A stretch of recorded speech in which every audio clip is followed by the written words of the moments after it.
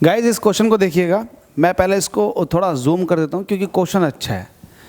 NCERT exemplar के अंदर ये क्वेश्चन मौजूद है, आप जाकर के देख सकते हैं, सर्च कर लो।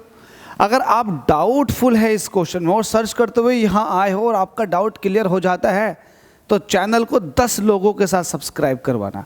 क्वेश्चन देखिएगा, आपसे कह रहा है इस क्वेश्चन के अंदर the approximate wavelength of the photon required to remove a proton from nucleus. Nucleus के अंदर से आपको प्रोटॉन निकालना है। हमें कह रहा है कि अब वो जो प्रोटॉन है वो 1 मेगा इलेक्ट्रॉन वोल्ट एनर्जी के साथ बाउंडेड है, तो इसको निकालने के लिए क्या वेवलेंथ चाहिएगी फोटोन की। तो आपने एक फॉर्मूला पढ़ रखा, since we know that energy जो फोटोन होती है वो इलेक्ट्रॉन वोल्ट में ये होता है 12400 अप्रोक्सीमेट 12400 अपॉन लैम्डा।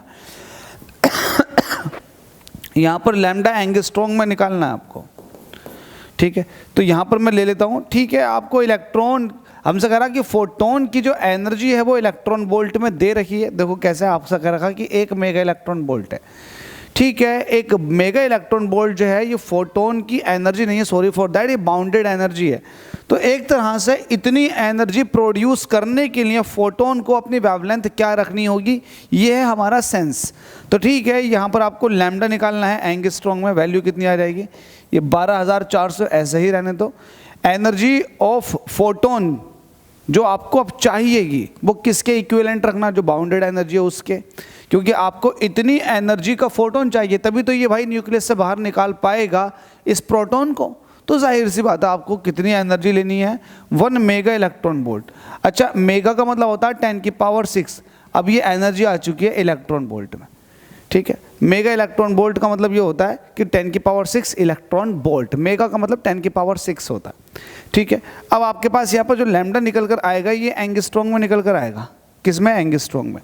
तो ठीक है, कोई दिक्कत नहीं है, निकाल देते हैं। वैल्यू कितनी आ जाएगी, देखो 12400 तो ये ऐसे रहेगा, 10⁶ ऊपर जाएगा, 10⁻⁻6 हो जाएगा, और ये एंगस्ट्रॉम में निकल रही है। सॉल्व कर लेते हैं। तो यहाँ से ये, अच्छा ये आपको नैनोमीटर में आंसर दे रखें, ये वाली बात भी थोड़ा ध्यान रख लो, नैनोमीटर में आंसर दे रखें।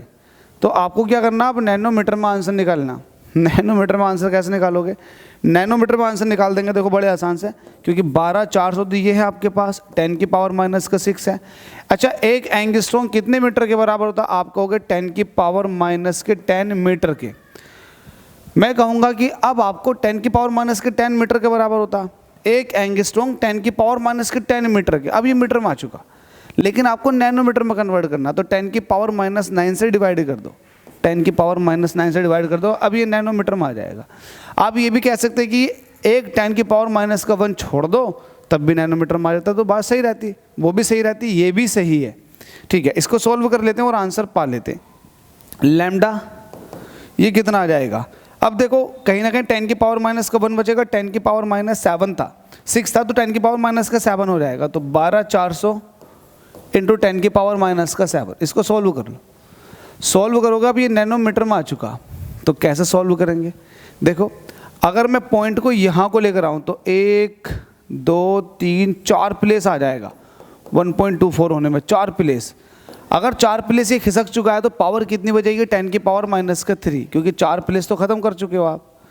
तो ये हो चुका 1.24 इंटू 10⁻⁻3 नैनोमीटर, और यही इसका आंसर है। ऑप्शन के अकॉर्डिंग ये आंसर आपका मैच कर गया, option number B 1.2 into 10⁻⁻3 nanometre. तो ये उम्मीद करता हूँ समझ में आ गया होगा, और ये सारा का सारा यहाँ का खेल है। जिसको ये फॉर्मूला पता है वो यहाँ तक पहुँच जाएगा, जिसको फॉर्मूला ही ना पता तो वो नहीं पहुँच सकता। तो आज ही इस फॉर्मूले को याद कर लो, क्योंकि इस पर एक नहीं बहुत सारे क्वेश्चन बनने वाले। Thank you so much.